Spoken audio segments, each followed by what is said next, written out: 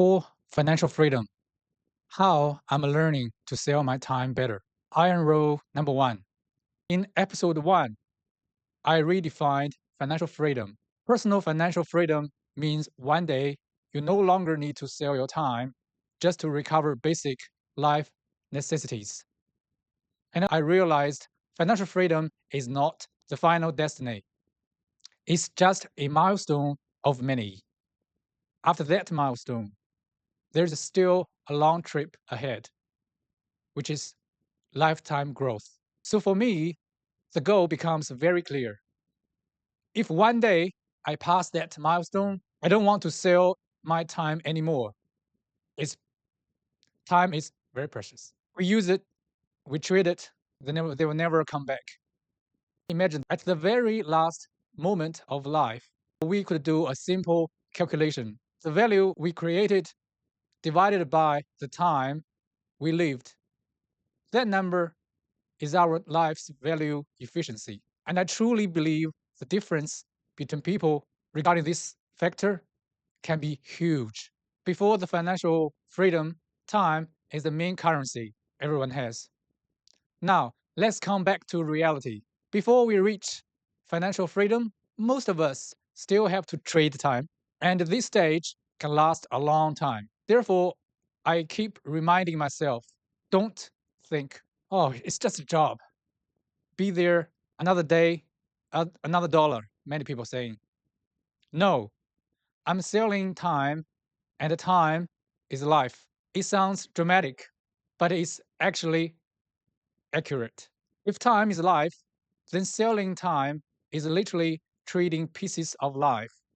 So if I'm going to sell it, I don't want to sell it blindly or casually. I want to sell it smartly, correctly, and with iron rules. Every market has rules. Another thing I've been noticing is this anything that can be sold will always have buyers. And in real life, most people are playing both characters. We sell our time and we also buy other people's time. So I started thinking about traders. Before a smart trader enters a market, they know two things. They know their bottom line and they know their strategies. And I feel the time market plays the same way because in time trading, I tried to summarize three iron rules for myself. And today, I'm focusing on the first one, the most important one. Iron rule number one growth comes first. Here's the key idea I'm learning success is not the destination, it's just another milestone. Growth is the lifetime purpose I should be pursuing. Growth is the never ending demand. And a lot of people get trapped in what I call terminal thinking. People with this mindset often saying, if I achieve this, then I can finally relax or do whatever forever, like a retirement forever, like lying in the beach, having a good time, drinking with their lovers, their families, you name it. And I've seen this mindset everywhere.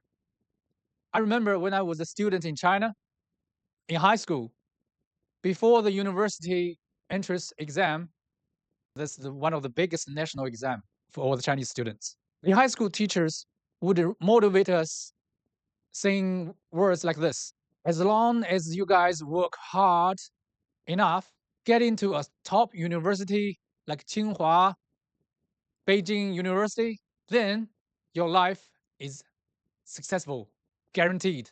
So go, students, go work harder, sleep less, study hardcore. However, most people find out it's not the truth.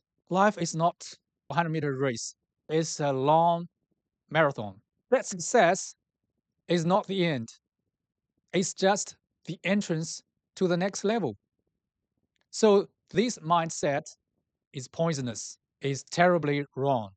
If you follow it, the result will be really messy. You'll be walking in a wrong direction to success, or to wherever you want to go. So this mindset, if I can achieve A, I can achieve B, and B is the happiness, the heaven-like life.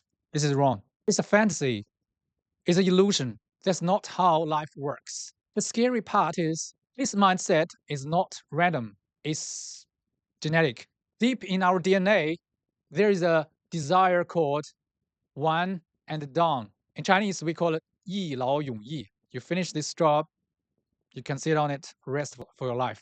In the ancient time, like thousands, 10,000 years ago, our ancestors had to spend everything just to survive and reproduce, have children, next generations. Some species even die after mating. So the instinct thinking inside humans is finish the mission, then rest forever. But nowadays, in modern life, the situation is totally different.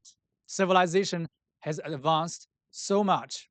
We now have the conditions to live long lives after survival, after reproduction, having children. So a small group of people realized something earlier.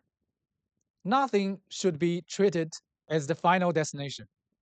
Everything is simply one milestone of many. And maybe that's why they were the ones who reached financial freedom and other milestones. At the deepest level, milestone thinking is a logic spirit. It's using your mind to defeat your instinct. So for me, financial freedom is not a finishing line. It's a milestone. Because after that milestone, there is a lifelong growth. Selling time. Survival is not enough. So before reach financial freedom, yes, I still have to sell my time. But iron rule number 1 reminds me, the purpose of selling time should not be only to pay bills. The deeper purpose is growth, to become a better and a stronger person, to upgrade myself, to become a better version of me. Because if I sell time only for survival, I will get stuck with same level skills. But if I sell time for growth, I move forward, upwards. That's why this is an iron rule. Growth is the foundation and bottom line for trading time. I keep reminding myself I do have choices. Growth requires choices. And I used to believe, oh, I have no choice most of the time. I just have to work for butter and bread. No choice situations are rare, especially at a major turning point in life. There's usually a choice, so I'm trying to practice one simple test. When I'm choosing work, I'm choosing directions, I'm choosing opportunities, I would ask myself, will this choice help me accumulate my skills, help me grow? That's it. Skill accumulation, ability accumulation, growth accumulation. Here's another trap that looks safe, but might be more dangerous. And that trap is stay safe, stay comfortable. It's animal nature, right? Growth is hard, right? You have to spend energies, time, some effort. But the price for that is very big. We lose the ability to cross over that milestone, financial freedom. A cruel example could be the teachers in China, especially primary school and middle school teachers, because the job is stable. The textbooks don't change for decades. So after they become teachers, many stop studying, stop learning, stop growing. They might want the financial freedom. They look at it, but they stand still. They didn't move any further. They didn't step out. There's nothing they can do because they choose to stay in the comfort zone. And the choice already defined their future. Here's another trap I'm trying to avoid. When people choose jobs, they will ask themselves the wrong question. Can I use my old skills on this job? That's still destination thinking. A better question should be, what ability will this job improve? What new ability will I get from this job? That is more like milestone thinking or growth thinking. Let me use myself as an example. I've been doing career work for years, express delivery service. The customers in my area are mostly the same people I meet every day. My route in the area is mostly fixed, but I try not to treat it is just delivering parcels. Inside my mind, I'm practicing something with my ability. I want to offer the best service I can possibly offer that day. So I greet my customers, I talk to them, I handle my parcels carefully, I protect them from bad weather. I'll make sure the parcels won't get damaged or eaten by the dogs in the garden. Funny enough, I didn't even know why and when I start doing or thinking this way. But now I realize this is growth thinking because I also carry curiosity on the road. I watch people, I observe the world, I reflect, and I ask myself, can I be 0.1 better than yesterday? If the answer is yes, then today is not wasted. There's another story that hit me hard. A YouTuber mentioned a study in the US, right? They tried to find the hardest physical job in US. The answer shocked me. Hospital cleaners. What they're dealing every day are vomit, blood, bad smells, sometimes have to clean up after death. Hard labor jobs, minimum pay, right? Not everyone can do it. Not everyone likes to do it. But what amazed me was this. Cleaners were split into two groups. Group one treated it like minimum wage, clock in, do the time, clock out, go home. Then repeated same thing again tomorrow, next week. Completely no difference.